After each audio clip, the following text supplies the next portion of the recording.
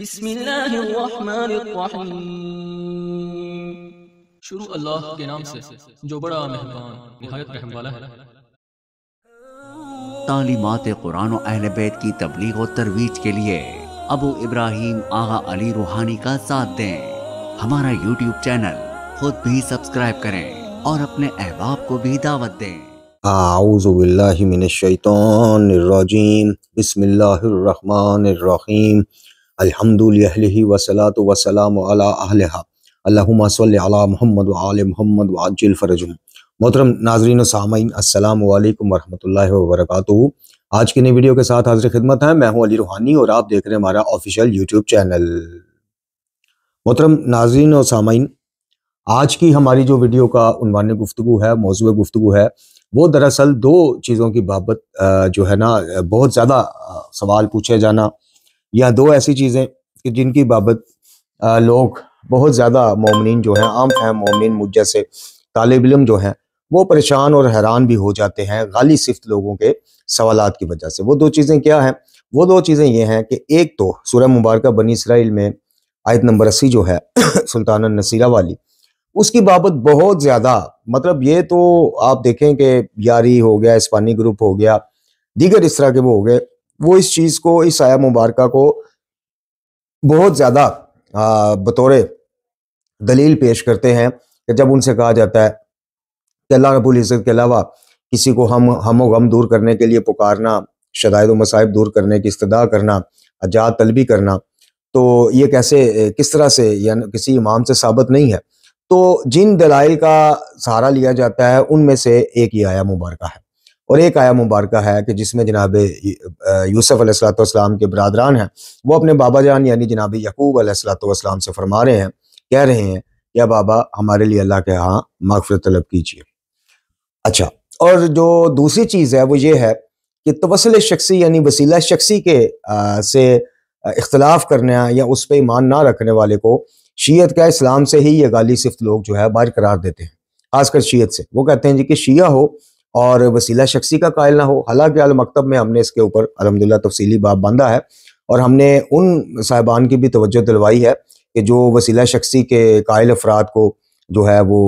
شرک کی طرف یا ان معاملات کی طرف جو نسبت دیتے ہیں، اور ان صاحبان سے بھی درخواست کی ہے کہ جو اس کے لوگ قائل نہیں ہیں وسیلہ شخصی کے، جو ان پر مقصریت، وہابیت اور ابن تیمیہ اور پتہ نہیں کیا کیا فتوی بازی کرتے ہیں۔ تو آج کی اس مختصر ویڈیو میں سب سے پہلے ہم بات کریں گے کہ کیا یہ جو آیہ مبارکہ ہے جو بھی آپ کی سکرینوں پر بھی چل رہی ہے جی کیا اس سے اللہ رب العزت کو چھوڑ کے براہ راست وسیلے کو پکارنا، ان سے ہم و غم دور کرنے کی استدعا کرنا، مدد طلب کرنا، کیا یہ اس بات سے، چونکہ یہ کہا جاتا ہے، غالی صفت لوگ یہ کہتے ہیں اس کو بطور استدلال پیش کرتے ہوئے کہ جناب علی دیکھیں نبی اکرم صلی اللہ علیہ وسلم نے بھی اللہ سے مدد نہیں مانگی، مددگار مانگا، وہ مددگار جناب علی بن ابی طالب علیہ السلام کی صورت ظاہر ہوئے، اور انہوں نے جناب تمام جنگوں میں اور تمام معاملات میں بھرپور مدد فراہم کی۔ تو اس کو جب دلیل کے طور پہ پیش کرتے ہیں تو اس سے کیا ہوتا ہے کہ ایک عام فہم یا جن کا مطالعہ اتنا نہیں، جو ابھی سیکھنے کے مراحل میں ہیں، وہ کنفیوز ہو جاتے ہیں کہ واقعتاً یار یہاں پہ تو مدد نہیں مانگی گئی، اللہ پاک سے مددگار مانگا گیا، لیکن اسی آیہ مبارکہ میں مقدمہ توحید ثابت ہوتا ہے۔ لیکن افسوس یہ ہے کہ اس آیات کو یاری کے منہ سے یا اسپانی گروپ کے منہ سے بطور اس عنوان سے دلیل سن کر کوئی بندہ کراس کوشچن نہیں کرتا، مطمئن ہو جاتے ہیں یا لاجواب ہو جاتے ہیں۔ حالانکہ اسی آیہ شریفہ میں مکمل اللہ رب العزت نے تربیت کے عنوان سے مقدمہ توحید پیش کیا ہے۔ وہ کیسے کیا ہے؟ یہ آیہ مبارکہ آپ کی سکرینوں پر ہے، دوبارہ ذرا اس کو پڑھیے۔ یہ آیہ مبارکہ میں کیا کہا جا رہا ہے؟ اس آیہ مبارکہ میں سورہ بنی اسرائیل کی 80 نمبر آیت میں کہا جا رہا ہے، بسم اللہ الرحمن الرحیم، وَقُلْ رَبِّ أَدْخِلْنِي مُدْخَلَ صِدْقٍ وَأَخْرِجْنِي مُخْرَجَ صِدْقٍ وَاجْعَل لِّي مِن لَّدُنْكَ سُلْطَانًا نَصِيرًا۔ اے حبیب آپ کہہ دیجئے یا آپ فرما دیجئے یا یوں عرض کیجئے کہ اے میرے رب مجھے پسندیدہ طریقے سے داخل فرما اور مجھے پسندیدہ طریقے سے نکال دے، اور میرے لیے اپنی طرف سے مددگار بنا دے۔ اب یہ دیکھیے کہ یہاں پہ اس آیہ مبارکہ کو کوئی، میرا خیال ہے کہ مجالس سننے والا فزیکلی یا آن لائن کوئی ایسا بندہ نہیں ہے کہ جس نے ہر دوسری مجلس میں ذاکر خطیب یا علامہ صاحب سے اس آیہ مبارکہ کو اس ذیل میں نہ سنا ہو، یعنی مدد کے عنوان سے۔ اب میں نے جو آپ سے یہ عرض کی کہ یہ آیا مبارکہ خود ایک مقدمہ توحید کے حوالے سے تربیتی پہلو ہے کہ خطاب تو رسول کائنات صلی اللہ علیہ وآلہ وسلم سے ہے جی، لیکن ظاہر ہے قیامت تک آنے والے مومنین نے استفادہ کرنا ہے آیات قرآن مجید سے. تو اس میں اب تربیتی پیغام کیا ہے؟ تربیتی پیغام یہ ہے کہ پہلے تو داخلے اور خارج ہونے کی اور داخل ہونے کی دعا اللہ پاک سے کی جا رہی ہے حفاظت کے عنوان سے جی. اور دوسرا آپ یہ دیکھیں کہ اللہ رب العزت کہ ہاں ہمیں مددگار بھی چاہیے تو ہمیں اللہ تعالیٰ سے دعا کرنی ہے. یہ تو خود مقدمہ توحید ہے. کیا میں اکثر آپ سے یہ عرض کرتا ہوں، کیا اس آیا مبارکہ میں نبی اللہ صلی اللہ علیہ وآلہ وسلم رسول اعظم خاتم الانبیاء سرکار جو ہیں وہ اللہ رب العزت سے اپنے لیے مددگار طلب فرما رہے ہیں یا ڈائریکٹ براہ راست مددگار کے پاس جا کے اسے مدد طلب کر رہے ہیں؟ چونکہ مقدمہ یہ اور پیش کرتے ہیں، دلیل یہ کسی اور عنوان سے دیتے ہیں. مقدمہ ان کا یہ ہے کہ جناب براہ راست مددگار سے یعنی مشکل کشا سے یعنی کسی بھی معصوم ہستی سے جی آپ براہ راست مدد طلب کر لیتے ہیں تو کوئی اس میں ایسی بات نہیں. چونکہ اللہ تعالیٰ کے نبی نے بھی اللہ سے مدد نہیں مددگار طلب کیا، تو اسی مددگار سے اگر ہم بھی مدد طلب کر لیں تو اس میں کون سی ایسی بات آ گئی؟ حالانکہ آیا مبارکہ پر غور کرنے سے، تدبر تفکر کرنے سے، ترجمہ بار بار پڑھنے سے یہ بات آپ پر کھل جائے گی کہ یہ تو ہمارے مقدمے کو سپورٹ کر رہی ہے کہ وہ مسبب الاسباب ہے. دعا اسی سے کرنی ہے آپ نے، وہ جس سبب سے بھی آپ کی مدد کر دے، جناب امیر کے سبب سے کر دے، جناب رسول اعظم صلی اللہ علیہ وآلہ وسلم خاتم الانبیاء کے سبب سے کر دے، قرآن کے سبب سے کر دے، کسی متقی صالحہ کے سبب کر دے، اپنے والدین کے سبب کر دے، جہاں آپ نوکری کرتے ہیں، ملازمت پیشہ افراد ہے، اس باس کی صورت یہ تو اس کا کام ہے. تو یہ آیا مبارکہ تو اس مقدمے کو سپورٹ کر رہی ہے کہ مددگار بھی چاہیے. اور جیسے امام جعفر الصادق علیہ السلام نے فرمایا کہ جس شخص نے یہ کہا کہ فلاں بندہ نہ ہوتا تو جناب میں بھوکا رہ جاتا یا مر جاتا، مفہوم پیش کر رہا ہوں، وہ دار اسلام سے نکل گیا. ہاں جس شخص نے یہ کہا کہ اگر اللہ پاک فلاں شخص کے ذریعے میری معافرت نہ کرتا تو میں ہلاک ہو جاتا، اس میں کوئی شرک نہیں. اب اس کا مقصد کیا ہے؟ وہ اسی آیا مبارکہ کے ذیل میں وہ مقصد ہے کہ آپ کو کسی کی مدد بھی چاہیے تو آپ درخواست اللہ سے کریں، امید اللہ سے لگائیں کہ یا اللہ فلاں شخص کے دل میں میرے لیے رحم فرما دے، فلاں شخص کو میرے متوجہ فرما دے، فلاں شخص سے مجھے کوئی کام ہے، ذاتی کام ہے، پیسوں کا کام ہے، قرض کا کام ہے، راشن کا کوئی بھی کام ہے، اس کے دل میں میرے لیے رحم ڈال دے. اور امید بھی پھر اللہ پر لگائے، امید بھی اللہ پر لگائے. یہ نہ کہے کہ جناب وہ فلاں سیٹ صاحب تو اتنے سخی ہیں، یہ یعنی امید اس پہ باندھ کے گھر سے چلا جائے. تو معذرت کے ساتھ امام صادق علیہ السلام نے اسے دائرہ اسلام سے نکلنے والی چیز بتائی ہے. تو اس آیہ شریفہ میں بھی آپ خود دیکھ لیجئے کہ اللہ رب العزت سے ہی اور اللہ تعالیٰ حکم دے رہا ہے نبی اکرم صلی اللہ علیہ وسلم. واقل سے آیت شروع ہو رہی ہے کہ کہہ دیجئے اور کہہ دیجئے، واقل اور کہہ دیجئے. تو اب اس آیہ مبارکہ کو اگر آپ اس عنوان پہ لے کے جائیں تو پھر آپ کو اس کے ترجمہ لفظ بلفظ کروانا پڑے گا، حرف بحرف. یاری تو ویسے بھی بڑا عربی دان ہے، اسے کہ حرف بحرف اس آیت کا ترجمہ کرے اور بتائے آپ کو کہ کیا اس میں براہ راست مددگار کے پاس جا کے مدد مانگی جا رہی یا مددگار بھی اللہ سے مانگا جا رہا ہے کہ اللہ تعالیٰ تو عطا فرما. تو یہ بہت زیادہ سوال ہمیں بھی موصول ہوتا ہے کہ جناب علی یہ دیکھیں جناب یہ آیا مبارکہ انہوں نے بھیجی کہ نبی خدا جب اللہ سے مددگار مانگ سکتے ہیں، جس مددگار کو اللہ نے پھر عطا کیا اس سے ہم کیوں نہیں مدد مانگ سکتے. دیکھیں پھر عرض کریں گے کہ اہل بیت علیہ السلام کا وسیلہ اور واسطہ پیش کرنا، آپ کے وسیلے سے معرفت توحید، معرفت اسلام، احکام قرآن لینا، آپ کے وسیلے سے علم لینا اور آپ کی شفاعت اور آپ کی ہمارے حق میں دعا جو ہوگی جی یا ہوتی ہے یا جو ہوگی اس سے تو کوئی بھی بندہ انکار نہیں کر سکتا. لیکن دیکھیے شفاعت اور دعا کے عنوان سے یا اس عنوان سے کہ آپ نے بے شک اسلامی غزوات میں نبی اکرم صلی اللہ علیہ وآلہ وسلم کی دین خدا کی بے شک ساری زندگی نصرت کی اور اپنی شہادت تک آپ دین الہی کی نصرت کرتے رہے.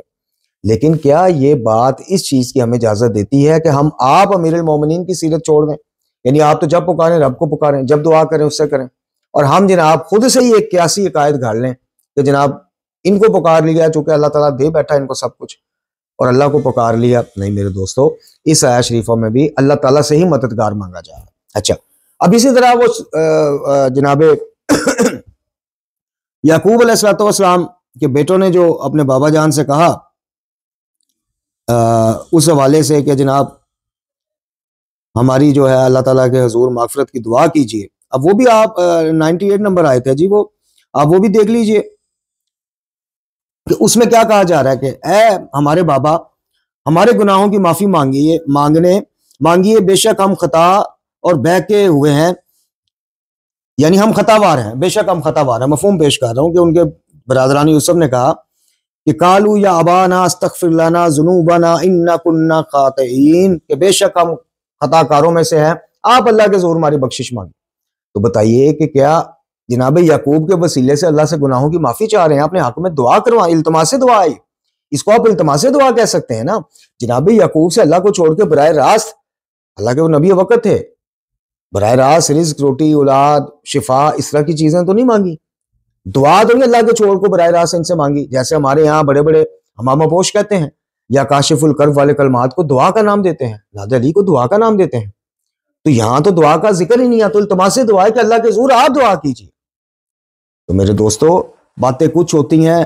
پیش کچھ بنا کے کیا جاتا ہے. اگر تھوڑا سا انسان خود قرآن پہ تدبر کرے، یا چلیں جس حوالے کو بھی یہ پیش کرتے ہیں وہ میرے پلیٹ فارم سے پیش ہو، وہ کسی کے پلیٹ فارم سے ہو، آپ پر بطور طالب علم فرض ہے کہ آپ اس کی تحقیق کیجئے. اب آئیے کہ جو وسیلہ شخصی کا انکاری ہے، کیا وہ دائرہ شیعت سے نکل گیا؟ کیا اس کی مومنیت ختم ہو گئی؟ جی وہ مقصریت میں داخل ہو گیا. حالانکہ مقصر تو چھوٹا مجرم ہے، بڑا مجرم جو ناقابل معافی جرم کا ارتکاب کرنے والا تھا وہ تو نجس خالی گروہ ہے. لیکن یہاں پہ 40-50 سال سے مقصریت سے ہی ڈرایا جا رہا ہے ہمارے نوجوانوں کو، اور غالی کو اور نصیری کو ہیرو بنا کے پیش کیا جا رہا ہے. تو ہم ایک دفعہ پہلے بھی تقریباً 1.5 سال پہلے اس کے اوپر ویڈیو اس خطبے میں بنا چکے ہیں، اور یہ مقدمہ لے کے ہم جناب امیر کی علمی بارگاہ میں حاضر ہو چکے ہیں کہ جناب امیر، کیا وسیلہ شخصی کا انکاری آپ کا شیعہ نہیں رہتا؟ تو امیر المومنین ہمیں پھر متوجہ کرتے ہیں، بار بار متوجہ کرتے ہیں کہ نہج البلاغہ خطبہ نمبر 108 پڑھ لو جا کے اور سنا دو، سب کو بتا دو. آپ مجھے یہ بتائیے کہ کیا ائمہ کرام سے، ائمہ طہار علیہم السلام سے ہم یہ ایکسیپٹ کرتے ہیں کہ کوئی واجب چیز تو دور، مستحب چیز جو مومنین کے لیے دنیا آخرت میں بڑے فائدے کی وہ ہو، وہ اس کی طرف ہماری رہنمائی نہ فرمائے، ہمیں تعلیم نہ دیں؟ نہیں کرتے. تو جب بات وسیلے کی آ رہی ہے اور قرآن شریف کی وہ آیہ مبارکہ کہ ایمان والو اللہ سے ڈرو اور اس کی طرف وسیلہ، اس کے قرب کا وسیلہ تلاش کرو،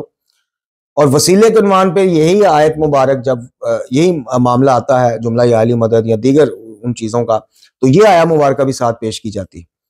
تو ٹھیک ہے، وسیلہ شخصی کا میں نے جیسے کہا کہ اگر کوئی قائل ہے بھی التماس دعا کی حد تک، تو وہ کوئی اسلام سے یا اس کے شرک والے معاملات نہیں بن جاتے. یہ بھی زیادتی ہے کہ ہم سیدھے فتویٰ ان پہ ٹھوک دیں، لیکن جو نہیں ہے اس پر بھی زیادتی ہے کہ آپ اس کو بھی زبردستی جناب مقصریت کے گیڑے میں لے آئیں کہ نہیں وسیلہ شخصی کا انکار کر دیا تو اسلام سے ہی نکل گیا. کیوں؟ کیونکہ امیر المومنین جہاں پہ ان الفاظ کے ساتھ کہ اللہ کی طرف وسیلہ ڈھونڈنے والوں کے لیے بہترین وسیلہ یہ چیزیں ہیں، وہاں پہ وسیلہ شخصی کا ذکر کیوں نہیں کرتے؟ اگر یہ ایسے واجب ہے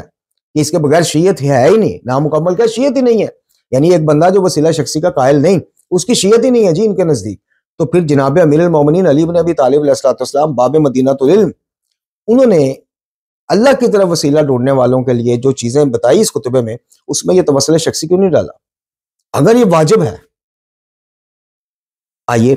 ہم تبرک کے طور پہ اس کو پھر آپ کی خدمت میں پیش کرتے ہیں، آگے بھی کافی دفعہ پیش کیا ہے. تو یہ خطبہ نمبر 108 ہے، اور کیا کہتے ہیں، کہاں سے شروع ہوتا ہے؟ اِنَّا أَفْضَلَ مَا تَوَسَّلَ بِهِ الْمُتَوَسِّلُونَ إِلَّا اللَّهِ سُبْحَانَهُ وَتَعَالَى، کہ بے شک اللہ سبحانہ وتعالیٰ کی طرف وسیلہ ڈھونڈنے والوں کے لیے بہترین وسیلہ، سب سے بہترین، وہ نمبر 1 پہ ذکر جو ہوگا وہ سب سے بہترین، بے شک اللہ رب العزت کی طرف وسیلہ ڈھونڈنے والوں کے لیے بہترین وسیلہ اللہ اور اس کے رسول پر ایمان لانا ہے. اب کیا کہیے گا کہ یہاں پہ تو تیسری گواہی کا بھی ذکر نہیں مولا کر رہے. اب سوال تو بنتا ہے نا کہ یہاں پہ شہادت ثالثہ کا ذکر نہیں ہو رہا، 2 گواہیوں کا ذکر ہو رہا ہے، شہادتین کا ذکر ہو رہا ہے کہ اللہ کی طرف وسیلہ ڈھونڈنے والوں کے لیے بہترین وسیلہ اللہ اور اس کے رسول صلی اللہ علیہ وآلہ وسلم خاتم الانبیاء پر ایمان لانا ہے اور اس کی راہ میں جہاد کرنا ہے کہ وہ اسلام کی سربلند چوٹی ہے، اور کلمہ توحید یعنی لا الہ الا اللہ کہ وہ فطرت کی آواز ہے وہ وسیلہ ہے، اور نماز کی پابندی کہ وہ عین دین ہے وہ وسیلہ ہے، اور زکوٰۃ ادا کرنا کہ وہ فرض اور واجب ہے کہ وہ بھی وسیلہ ہے، اور ماہ رمضان کے روزے رکھنا کہ وہ عذاب کی سپر ہیں،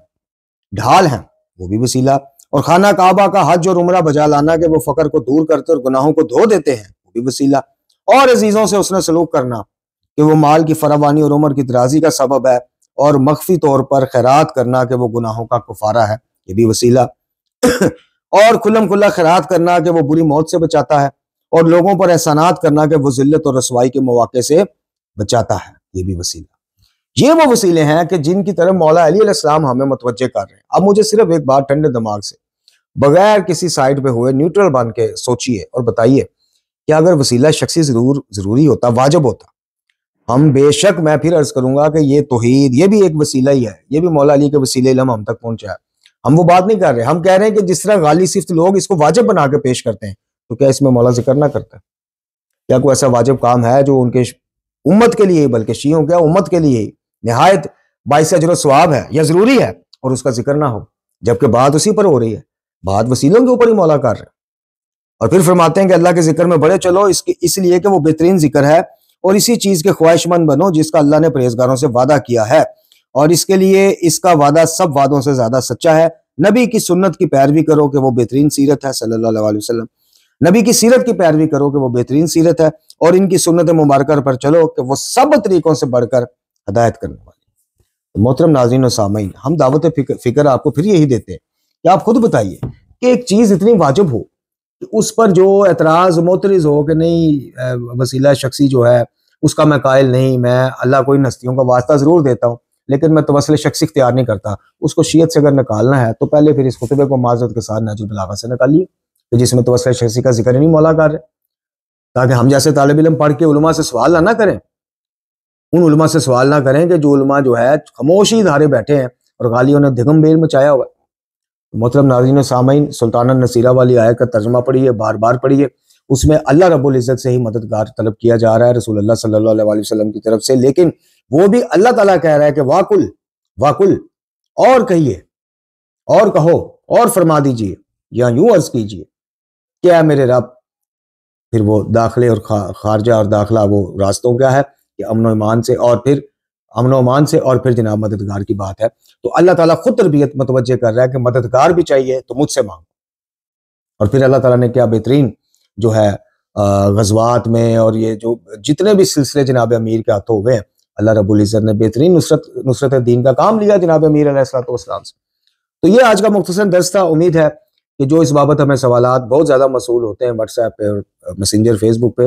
ان کو تھوڑی سی تسلی ہو گئی ہوگی کہ میرے بھائیوں، وسیلہ شخصی اگر اتنا ہی واجب ہے، شیعت کی پہچان ہے، مسلمات شیعہ میں سے ہے، تو پھر یہاں پر اس کا ذکر جناب امیر خود کیوں نہیں کر رہا؟ وآخر دعوانا الحمدللہ رب العالمین۔ تعلیمات قرآن و اہل بیت کی تبلیغ و ترویج کے لیے ابو ابراہیم آغا علی روحانی کا ساتھ دیں۔ ہمارا یوٹیوب چینل خود بھی سبسکرائب کریں اور اپنے احباب کو بھی دعوت دیں۔